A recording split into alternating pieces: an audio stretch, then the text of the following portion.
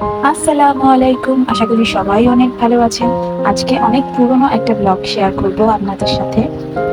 রোজার দিনে একটা ভিডিও করা হয়েছিল এবং সেটা আপলোড করা হয়নি। আমরা একটা সুন্দর প্রাকৃতিক পরিবেশে ইফতার করার উদ্দেশ্যে বের হয়েছিলাম। জায়গাটার সৌন্দর্যের প্রশংসা আমরা খুব শুনেছিলাম, আর তাই আমাদের যাওয়ার আগ্রহটাও অনেক ছিল। ইফতারের প্রয়োজনীয় সকল জিনিসপত্র নিয়ে আমরা রওনা হয়ে গিয়েছি। গাড়িতে বসে বসে বাইরের ভিউ দেখতে আমার খুবই ভালো লাগে। আমি সারাক্ষণ জানালার বাইরের দিকে তাকিয়েছিলাম। আসলে গাড়িতে বসে বেশি কথা বলতেও আমার ভালো লাগে না। বাইরের ভিউ দেখতে দেখতে আমার টাইম এভাবেই কেটে যায়। এভাবে প্রাকৃতিক পরিবেশের মাঝখানে ইফতার করার বিষয়টা আমার জন্য একেবারেই নতুন।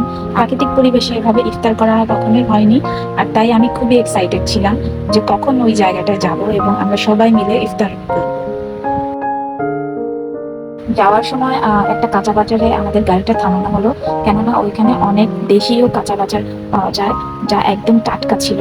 আর আমরা অনেকগুলো এখানে টমেটো কিনে নিয়েছি এবং আরো অনেক সবজি কিনেছি। তারপর আমরা সেই আমাদের কাঙ্ক্ষিত জায়গায় আমরা চলে আসলাম। জায়গাটা আসলেই অনেক সুন্দর ছিল, মনোমুগ্ধকর একটা জায়গা। এই জায়গায় এসে আপনার মন ভালো হয়ে যাবে, আমি গ্যারান্টি দিয়ে বলতে পারি। জায়গাটা এত সুন্দর ছিল যে মনে হয় যে বারবার চলে আসি। বাচ্চারা তো খোলা মাঠ পেয়ে খুবই খুশি, তারা সারাক্ষণ দৌড়াদৌড়ি করছিল। চপ, এখানে আলুর চপ, বেগুনি, পেঁয়াজু, ছোলা বুট, পেঁয়াজ মরিচ দিয়ে মুড়ি মাখানোর কাজ চলছিল।